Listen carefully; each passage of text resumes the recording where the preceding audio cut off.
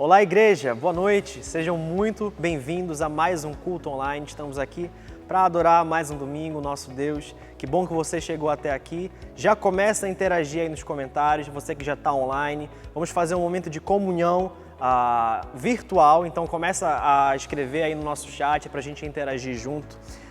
E começa também a compartilhar esse link. Durante o mês de maio inteiro nós estamos falando sobre família, então aproveita para pegar esse link, copiar e enviar para os seus irmãos, para os seus primos, para os seus tios, para os seus pais, para que todos eles estejam juntos aqui para a gente celebrar e cultuar a Deus em família, tá certo? Não se esqueça de interagir também pelas redes sociais. Você talvez já esteja cansado de ouvir sobre isso, mas é muito importante que a gente esteja relembrando e batendo nessa tecla para que as nossas mídias sociais também consigam ter engajamento para levar a mensagem de Cristo, para compartilhar o Evangelho. Então entenda a importância disso. É só seguir nas nossas páginas, Instagram, @pibparintins, @ibcampusmanaus. Você provavelmente já conhece bem esse arroba. As nossas páginas no Facebook, Igreja Batista Campus Manaus e Primeira Igreja Batista de Parintins, e o nosso canal no YouTube, que a gente está mobilizando bastante ultimamente, colocando o culto inteiro, alguns trechos das nossas mensagens, se você quiser de repente assistir só uma parte. Então acompanhe durante a semana, estamos publicando vários conteúdos muito interessantes para você e para toda a sua família. E não se esqueça de se inscrever também, não somente assista aos vídeos no YouTube, mas se inscreva no canal e ative o sininho para você receber as notificações daquilo que nós estivermos publicando nos próximos dias. E você tem algum pedido de oração? Nos permita saber. O QR Code aqui do meu lado, ele está aqui justamente para essa finalidade. É só você posicionar a câmera do seu celular para esse código, que aí você automaticamente vai ser redirecionado para uma página onde você vai poder colocar o seu pedido de oração, se identificar tudo direitinho, de uma forma mais íntima, de uma forma mais restrita. Ou se você preferir também, o nosso chat está aí para isso. Compartilhe o seu pedido de oração, se você assim se sentir confortável, aí com todo mundo, para que as pessoas também vejam e possam orar por você. E nós estamos nos aproximando do retorno dos nossos cultos presenciais. Então, fique por dentro das nossas próximas publicações, que muito em breve a gente vai estar comunicando a você do nosso retorno, e ore por isso também, para que isso seja feito de uma maneira segura, a mais segura possível, para que todo mundo fique bem. É essa a nossa oração, o nosso desejo. Então esteja orando e fique por dentro das nossas próximas publicações quanto ao retorno dos nossos cultos presenciais, e lembrando que o nosso retorno aqui em Manaus é diferente do retorno de Parintins. Então essa data vai diferir, então fique atento também para isso. E hoje nós vamos continuar falando sobre família. E na celebração de hoje nós vamos continuar com essa temática sobre família. Vai ser muito interessante.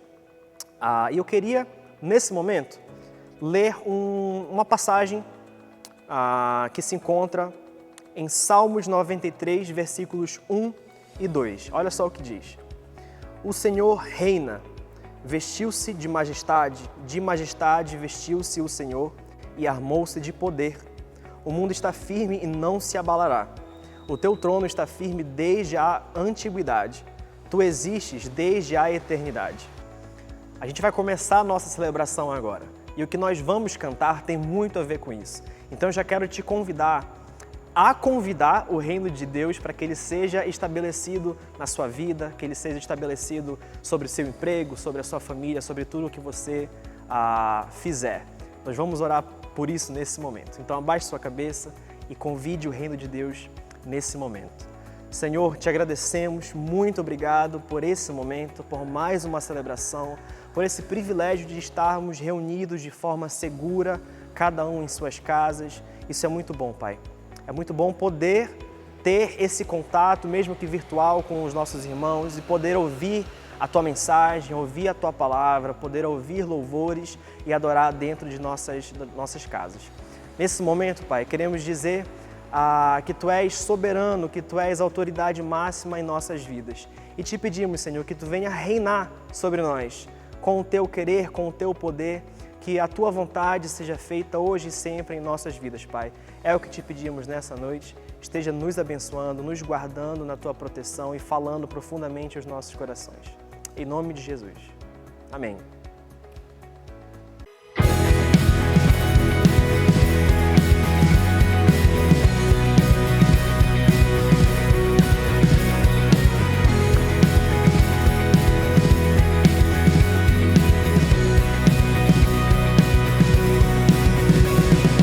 Nada nos separará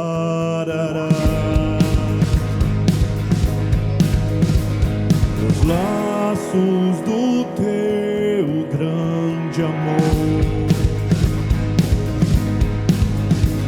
De longe ouvimos o amor que chama, paixão profunda, bondade e graça se derramando. É tão profundo, tão imenso e cobre-nos. É furioso, poderoso e abraça-nos. Só Ele pode devolver a vida aos corações. O Pai que seu Filho nos deu, nos deu. O Filho que por todos morreu, em nós derrama amor e graça e nos convida à sua mesa, nos alcançando. É tão profundo, tão imenso e cobre-nos. É furioso, poderoso e abraça-nos. Só Ele pode devolver a vida aos corações. É tão profundo, tão imenso e cobre-nos. É furioso, poderoso e abraça-nos. Só Ele pode devolver a vida aos corações. A vida aos corações.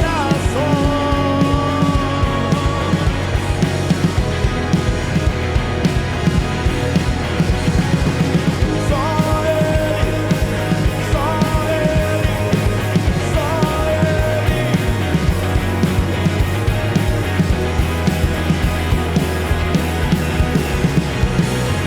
É tão profundo, tão imenso e cobre-nos. É furioso, poderoso e abraça-nos. Só Ele pode devolver a vida aos corações. É tão profundo, tão imenso e cobre-nos. É furioso, poderoso e abraça-nos. Só Ele pode devolver a vida aos corações. É tão profundo, tão imenso e cobre-nos. É furioso, poderoso e abraça-nos. Só Ele pode devolver a vida aos corações. É tão profundo, tão imenso e cobre-nos. É furioso, poderoso e abraça-nos. Só Ele pode devolver a vida aos corações.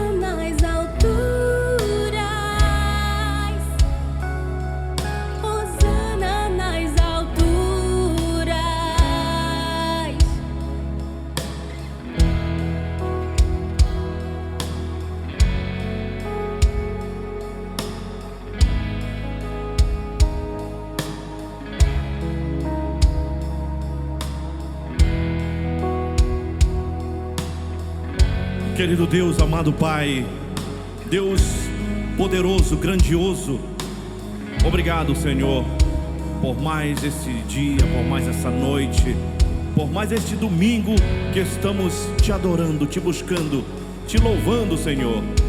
Obrigado pelas famílias reunidas em casa, que estão rendendo honras e glórias ao teu nome. Venha, Senhor, mais uma vez, através da tua palavra, chegar aos nossos corações, Senhor, impactar nossas vidas, Deus. E assim nós possamos, Senhor, te seguir e te buscar cada dia mais, Senhor. Que todos nós que estamos cansados, sobrecarregados, que possamos ir, Senhor, ao teu encontro, que tu nos dará o descanso que nós precisamos, Deus. Obrigado, Jesus, por morrer por nós na cruz do Calvário. Obrigado por mais esse culto, Senhor.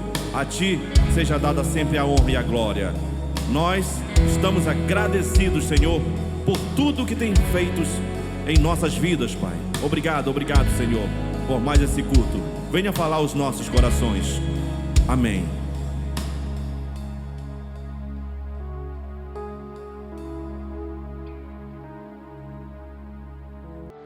Boa noite, igreja. É um prazer podermos estar aqui no último domingo desse mês da família. Um mês que foi abordado vários assuntos relacionados à família, que outros pastores a cada domingo trouxeram uma mensagem grandiosa, uma mensagem fortalecedora para as famílias de nossa igreja, para todas aquelas famílias que tiveram a oportunidade de assistir, de participar das nossas celebrações. Mas é um mês também que a gente celebra o aniversário do nosso pastor. Na última sexta-feira, ele completou 5.2, pastor Elmer, e é uma alegria ter o pastor Elmer como nosso pastor, poder desfrutar junto com ele desse ministério que Deus colocou em seu coração. Parabéns, pastor Elmer, que Deus abençoe toda a sua família, que Deus dê imensa sabedoria para o Senhor e continue com firmeza, com amor, nos liderando neste caminho, neste chamado que Deus deu ao seu coração. E eu gostaria de desenvolver um pouco, no dia de hoje, a importância do ensino, da educação na família. Sabemos que a família é um ambiente natural de ensino. Nós ensinamos quando falamos para os nossos filhos, nós ensinamos quando fazemos alguma coisa, e todas as coisas, todos os exemplos que acontecem dentro do nosso lar é o ensino para nossos filhos, que pode gerar coisas boas no futuro, mas também, infelizmente, pode gerar coisas ruins. Mas a família é esse grande ambiente de ensino. E o ensino, como eu falei, não é só nas palavras, é nas nossas ações, é naquilo que se vê de nós, é também coisas que a gente faz oculto, que parece que nossos filhos não percebem, mas eles com certeza percebem. Ou a nossa forma como a gente trata as pessoas, tudo isso é ensino. E a criança capta todos esses ensinamentos, como eu falei, para o bem ou para o mal. Quando nós tínhamos uma sociedade mais rural, a família era muito mais presente na educação dos filhos. Até porque, mesmo que o pai passasse o dia fora no campo, muitas vezes levavam os filhos um pouco mais velhos e normalmente a mãe ficava cuidando das outras crianças. E mesmo que o contato entre os pais e os filhos não fosse muito grande, fosse poucos contatos, porque eles passavam um dia no trabalho, mas eles não tinham outros locais onde absorver ensinamentos. Então era natural que os filhos apenas aprendessem com os pais. Famílias moravam distantes uma da outra e não tinha internet, poucos tinham televisão. Na verdade, em 400 e poucos anos do Brasil, não existia televisão, né? Não existia televisão ainda. Então, a única forma que o filho tinha de aprender era com seus pais, mesmo com aquele pouco contato que ele tivesse. Mas, normalmente, as mães cuidavam e criavam os filhos. E a educação era baseada na figura materna. Com a urbanização da sociedade, com esse ativismo da pós-modernidade, com até a independência das mulheres que passaram a trabalhar, houve, claro, um tipo de, podemos dizer, de terceirização no ensino nas famílias. Então, os pais hoje no corre-corre, os filhos também no corre-corre. E também todo o advento da tecnologia fez com que, de certa forma, a educação dos filhos fosse passada para terceiros. Então nós temos hoje avós cuidando de filhos, empregadas cuidando de filhos, a televisão ensinando filhos, um ambiente muito mais próximo, família com família, muitas vezes até na mesma casa moram 3, 4, 5 famílias, como nós temos muitos exemplos como esse em algumas cidades brasileiras. Então a educação passou a ser compartilhada e os pais perderam, de certa forma, a primazia na educação. Hoje, até muitas escolas têm discutido esta situação, porque alguns pais jogam para a escola essa primazia da educação, como se a escola fosse responsável em educar, em ensinar o conceito moral, o conceito ético para os filhos, mas na verdade não é bem assim. A escola, claro, participa também deste processo, mas o responsável primeiro são os pais. E algumas escolas, percebendo isso, têm cobrado isto dos pais. E quando a gente vai para o contexto bíblico, a gente percebe que mesmo já existindo a figura do mestre, mesmo já existindo essa figura de escola, não como hoje, mas já existia essa figura onde grupos sentavam e aprendiam com o mestre, né? Coisas do universo, coisas do dia a dia, a filosofia, a questão do homem, moral e tudo mais. Mas a família sempre foi prioridade, né? A família sempre teve esta importância na educação dos filhos com a primazia. E eu queria iniciar com uns versículos do livro de Provérbios. Provérbios, capítulo 1, versículo 8 a 9, diz o seguinte: meu filho, escute o que o seu pai ensina e preste atenção no que a sua mãe diz. Os ensinamentos deles vão aperfeiçoar o seu caráter, assim como um belo turbante ou um colar melhoram a sua aparência. Esse é o primeiro versículo em Provérbios, já no capítulo 1, que trata sobre essa educação vinda dos pais. Mas temos muitos outros, vou compartilhar com vocês alguns outros. Provérbios 4, do 1 ao 6, diz assim: filhos, escutem o que o seu pai ensina, prestem atenção e compreenderão as coisas. O que eu ensino é bom, portanto, lembrem dos meus conselhos. Quando eu era menino, filho único dos meus pais, o meu pai me ensinava dizendo: lembrem das minhas palavras e nunca as esqueça. Faça o que eu digo e você viverá. Procure conseguir sabedoria e compreensão. Não esqueça nem se afaste do que eu digo. Não abandone a sabedoria e ela protegerá você. Ame-a e ela lhe dará segurança. Provérbios 6, do 20 ao 24 diz: filho, faça o que o seu pai diz e nunca esqueça o que a sua mãe ensinou. Guarde sempre as suas palavras bem gravadas no coração. Os seus ensinamentos o guiarão quando você viajar, protegerão você de noite e aconselharão de dia. As suas instruções são uma luz brilhante e a sua correção ensina a viver. Elas livrarão você da mulher imoral e das suas palavras sedutoras. Provérbios 13, 11. O filho sábio aceita os ensinamentos do pai, mas o que zomba de tudo nunca reconhece que está errado. Provérbios 15, 5. Quem despreza o que o pai ensina é tolo, mas quem aceita a sua correção é sábio. São muitas passagens bíblicas que deixam claro que o filho deve respeitar o ensinamento do pai e que os pais têm essa responsabilidade de ensinar aos seus filhos. Mas o que temos que entender é que essa época que eu falei aqui de urbanização da sociedade, em que de certa forma a primazia do ensino deixou de ser dos pais, gerou, claro, filhos com uma dificuldade até de respeito aos pais, com várias dificuldades no seu aprendizado, e é claro que esses filhos se tornaram os pais. Então, mesmo que a gente diga hoje assim, os pais têm que retomar a primazia no ensino, a gente precisa entender que esses filhos que foram mal ensinados, hoje são eles que são os pais. E se eles tomarem essa primazia no ensino, que tipo de ensino teremos? que tipo de ensinos teremos, né? Então temos que questionar que educação estes pais de hoje, que teve uma educação diferenciada, podem oferecer aos seus filhos. E hoje eu queria trabalhar justamente em cima disso.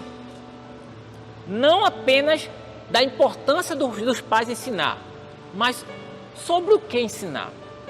O que é que tem sido ensinado aos nossos filhos? Qual tem sido os conceitos? Quais têm sido as diretrizes que temos passado para os nossos filhos? O que é que tem norteado a vida de nossos filhos? O que é que nós temos valorizado? Quais são os valores que os pais têm passado para os filhos? Por exemplo, um grande valor que hoje se percebe na sociedade é quando diz assim para o filho: filho, você tem que ser o melhor. E eu acho isso muito estranho, porque quando a gente diz que nosso filho tem que ser o melhor, ele vai ter que criar, buscar formas de se tornar melhor. E muitas vezes essa forma de se tornar o melhor passa por cima de outros, usa caminhos tortuosos. Eu sempre gosto de cobrar muito do Benjamin, dizendo: filho, você tem que melhorar, tem que ser melhor. Mas eu nunca cobro ele para ser o melhor. Eu não acredito que todos os nossos filhos tivessem esse conceito de ser o melhor, ser o melhor, ser o melhor, ia gerar muitas frustrações, porque nem todo mundo vai ser o melhor. E também a pergunta: por que precisamos ser o melhor? Por que temos que ser o melhor? Outra coisa que eu percebo muito hoje nos ensinos é o foco da vida baseado em ganhar dinheiro. Então, quando eu ensino meu filho, é orientando ele: ó, cuidado, se você não tomar esse caminho, você vai ter um emprego X que vai ganhar pouco dinheiro. Quando você for escolher um emprego, escolha aquele emprego que ganha dinheiro. Tenha cuidado na vida, senão você um dia vai ser um gari, começa a citar vários empregos que são mal remunerados, como se fosse ser um castigo. Você precisa ser aquele que tem que ganhar dinheiro. E isso tem sido o norte da sociedade, o dinheiro, né? O amor ao dinheiro é a raiz de todos os males. E muitos pais têm colocado realmente isso como prioridade na vida dos filhos. E às vezes os filhos têm seus dons, às vezes os filhos têm seus desejos, querem tomar certos caminhos que não são tão valorizados assim, e são, de certa forma, boicotados pelos pais, porque acham que os filhos têm que procurar aquele emprego que dá mais dinheiro. Outra coisa também, que é um conceito que a gente percebe muito hoje na sociedade, é baseado naquela lei do Gerson, né? Lei de Gerson, que eu não sei se vocês já escutaram, mas muitos já ouviram falar na lei de Gerson. Gerson foi um jogador da seleção brasileira, ele jogou na Copa dos 70, e na década de 70 ele era convidado para fazer comerciais. Ele fez uma vez um comercial de cigarro, onde ele cita algumas coisas referentes a eu tenho que me dar bem de todo jeito, né? Assim, eu sou brasileiro e brasileiro tem que dar seu jeitinho para sempre se dar bem, né? Sempre se dar bem. E também um conceito, esse conceito gerou, né, dentro dos estudiosos, uma ideia de lei chamada Lei de Gerson. Então, toda vez hoje, quando quer se tratar sobre a ideia da sociedade de tenho que me dar bem de todo jeito, a gente chama de Lei de Gerson. E também é uma das diretrizes do ensino hoje que alguns pais têm ensinado, tá? E quando eu digo que você tem que se dar bem de todo jeito, de certa forma, quando um filho chega em casa que diz: ó, pai, o troco veio errado, veio a mais, o pai vai dizer: ah, que bom, a gente está até precisando disso, né? Porque passa a ser coisas que tiramos vantagem. Se você tirou vantagem, meu filho, nisso, aproveita. Ah, meu pai, meu professor corrigiu minha prova aqui, eu vi que tem uma questão errada, mas ele botou como certa. Ótimo, filho, fica calado, tudo se deu bem. Então, muitas vezes a gente tem ensinado estes conceitos para os nossos filhos.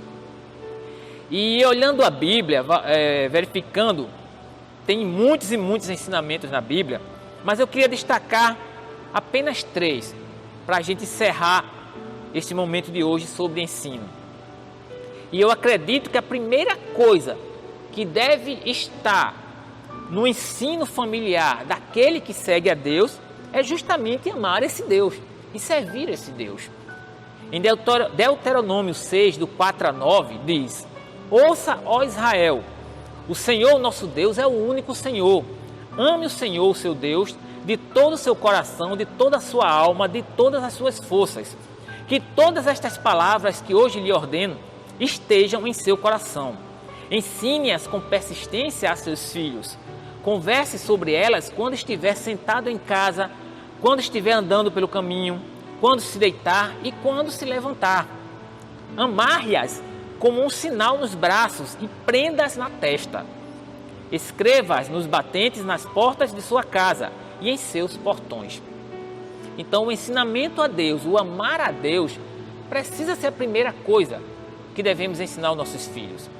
Essa obediência a Deus vai levar nossos filhos a obedecer o que a palavra de Deus nos ensina, o que Deus nos ensina. E com isso teremos filhos melhores, teremos famílias melhores e teremos uma sociedade melhor. Outro ensinamento é amar e servir ao próximo. Até porque a Bíblia diz, né? Se eu não amo o meu próximo, é mentira dizer que eu amo a Deus. Então as duas coisas são ligadas. Só faz sentido eu amar ao próximo se eu amar a Deus, só faz sentido amar a Deus se eu amar ao próximo. Lucas 10, do 25 ao 37, temos um grande exemplo de amor ao próximo, que é a parábola que Jesus nos ensinou, da parábola do samaritano, que eu até digo que erroneamente a gente chama de parábola do bom samaritano, né? Eu não gosto desse título, como se aquele foi bom, mas os outros não eram, né? Então foi colocado nas nossas Bíblias esse título, a parábola do bom samaritano. Eu prefiro a parábola do samaritano. E quando a gente entende aquela parábola do samaritano, não é que apenas devo amar o meu próximo na hora da necessidade. Não é apenas nesses momentos. Não é apenas quando eu percebo que alguém está machucado, enfermo, faminto. Não é só nessas horas que a gente demonstra amor ao próximo. O amor ao próximo se dá também nos tratamentos. Quando eu respeito o próximo, quando eu dou um bom dia, quando eu dou uma boa tarde, quando eu peço com licença, quando eu digo desculpa. Tudo isso tem a ver com amor ao próximo e são coisas que devemos ensinar aos nossos filhos. Eu também amo o meu próximo quando eu falo sempre a verdade. Se eu estou falando a verdade, se da minha boca só saem palavras verdadeiras, isso significa que eu estou amando o meu próximo, eu estou sendo respeitoso com ele. Temos claro que também amar ao próximo não dividir, não compartilhar, também na hora de demonstrar sentimentos, na hora de ser empático, né? Demonstrar empatias. Então tudo isso tem a ver com amar ao próximo. E isso são coisas que devemos ensinar em nossos lares. Isso são coisas que devem estar nas primeiras informações a ser dadas aos nossos filhos e sempre cobrar deles isso. Como tem sido o teu amor a Deus? Como tem sido o teu amor ao próximo?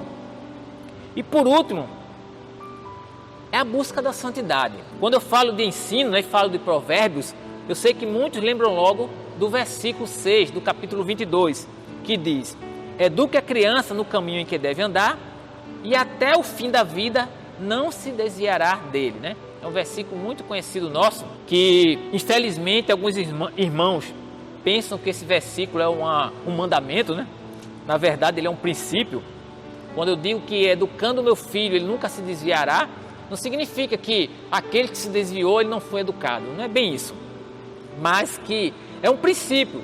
Se eu educo meu filho, a chance que tem, a possibilidade que tem dele continuar no caminho sem se desviar até o final da sua vida é muito maior do que aquele que não educa seu filho. É apenas um princípio, mas é um princípio que norteia. É um princípio que diz assim: eduque o caminho que deve andar, se afastando do pecado, abrindo mão das coisas que não prestam, se afastando de pessoas que levam para o caminho errado. Então, nós precisamos ensinar nossos filhos sobre isso, sobre o pecado, sobre todos os pecados que ele deve evitar, sobre a vida que deve ser de santidade, de buscar sempre, cada dia mais, ser parecido com Cristo, cada dia mais procurando agradar a Deus com as suas atitudes, com as suas palavras, com seus pensamentos, com o seu corpo. Isso tudo tem que ser ensinado a nós. Amar a Deus e servi-lo, amar ao próximo e servi-lo e buscar a santidade. E quando a gente está falando aqui de ensinar, Jesus foi o grande mestre, né? Os ensinamentos de Jesus vão ficar para a eternidade tem ensinado há 2000 anos e sempre continuará nos ensinando, e a forma como ele teve de ensinar essa família, que a gente chama de igreja, foi através do discipulado. O discipulado é a forma de ensinar que nós temos como cristãos, que ensina não apenas no falar sobre Deus, mas ensina no viver o Evangelho, ensina no viver o amar a Deus, ensina em todas as circunstâncias da nossa vida. E nossa igreja tem trabalhado nesses últimos tempos, nos últimos anos, sempre trabalhou, mas tem enfatizado muito nos últimos anos essa questão do discipulado. E uma das nossas grandes ferramentas de discipulado hoje são os nossos pequenos grupos. Nós estaremos iniciando estas semanas os nossos pequenos grupos virtualmente e também com alguns encontros aqui no templo, aqui na nossa igreja. Então, se você não foi convidado ainda a participar do pequeno grupo, vai ser colocado nos grupos da igreja alguns convites para participar de pequenos grupos, e eu peço a você que participe. Entre nesse pequeno grupo, participe, você vai ser discipulado, você vai ter a oportunidade de ajudar muitas pessoas também a encontrar Cristo e a trilhar nesse caminho que você tem trilhado. Então, é uma grande oportunidade que teremos. Esta semana já estamos iniciando esses PGs, então aproveite e não perca esta oportunidade, ok? Vamos orar agora, encerrando. Peço obrigado a todos que participaram conosco, que têm participado deste momento de celebração, que esse mês realmente foi um mês de muitas bênçãos e que sua família possa ter sido grandemente abençoada por todas as palavras vindas de nosso Deus para a sua vida. Oremos. Querido Deus, Pai maravilhoso, nós te rendemos graça, ó Deus, por teu infinito amor nas nossas vidas, ó Pai. Nós te rendemos graça que, apesar de todas as nossas falhas, todos os nossos pecados, tu continua, ó Deus, conosco, nos ajudando a nos levantar, nos dando forças, ó Deus, ajudando-nos a limpar o nosso coração, a limpar nosso corpo, para que a gente possa buscar a santidade que tu tanto almeja em nós, ó Deus. Te clamamos, ó Pai, por todos os necessitados, te clamamos, ó Deus, por todos aqueles que estão neste momento enlutados, te clamamos, ó Pai, por todos que estão enfermos nos hospitais, os que estão desempregados, ó Pai, que tu esteja abençoando a tua igreja, ó Pai, e todos os seus familiares, ó Pai, que as nossas famílias sejam fortalecidas pelo teu amor e a tua palavra, e que possamos, ó Deus, ter cada dia mais uma sociedade melhor, uma sociedade mais amorosa, uma sociedade mais viva, por conta do teu evangelho, por conta do teu amor transbordando através de nós. Fica conosco durante esta semana, nos dá uma noite abençoada na tua presença, é o que te peço em nome de Jesus. Amém.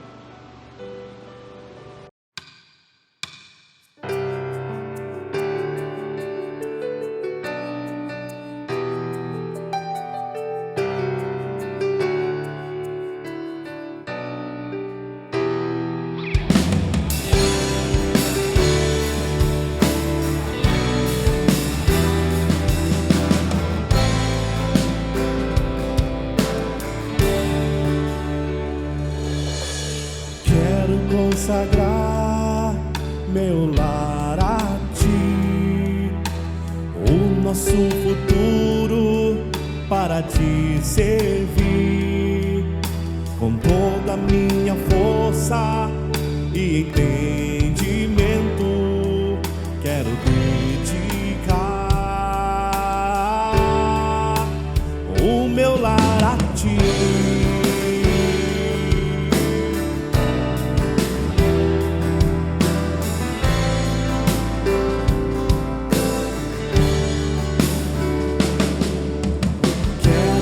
Consagrar meu lar a ti, o nosso futuro para te servir, com toda a minha força e entendimento, quero dedicar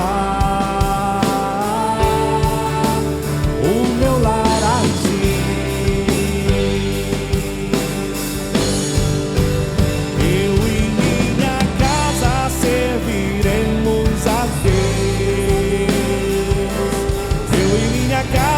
Serviremos a Deus. Eu e minha casa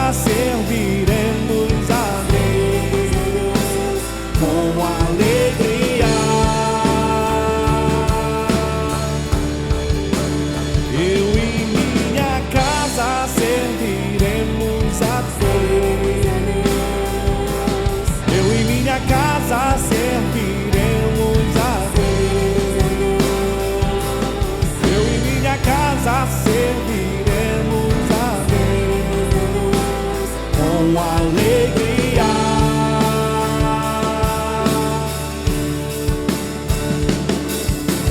Quero consagrar meu lar a Ti, o nosso futuro para Te servir, com toda a minha força e entendimento. Quero dedicar o meu lar a Ti.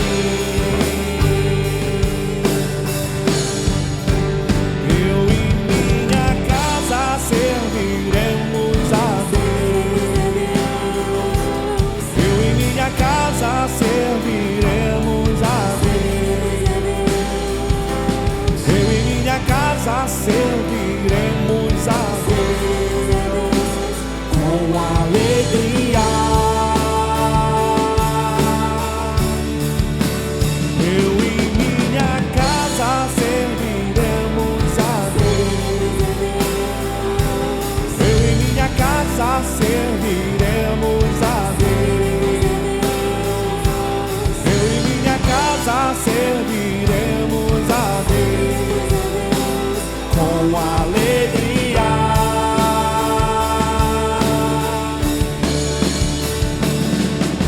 Será abençoada minha descendência, frutificará a Tua presença. Com um bom perfume meus filhos irão perfumar todas as nações.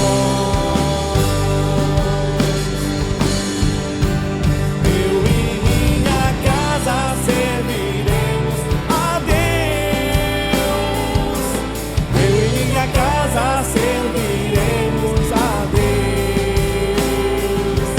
Eu e minha casa serviremos a Deus com alegria. Nós serviremos, Senhor. Eu e minha casa serviremos a Deus. Eu e minha casa serviremos a Deus. Eu e minha casa serviremos a Deus com alegria.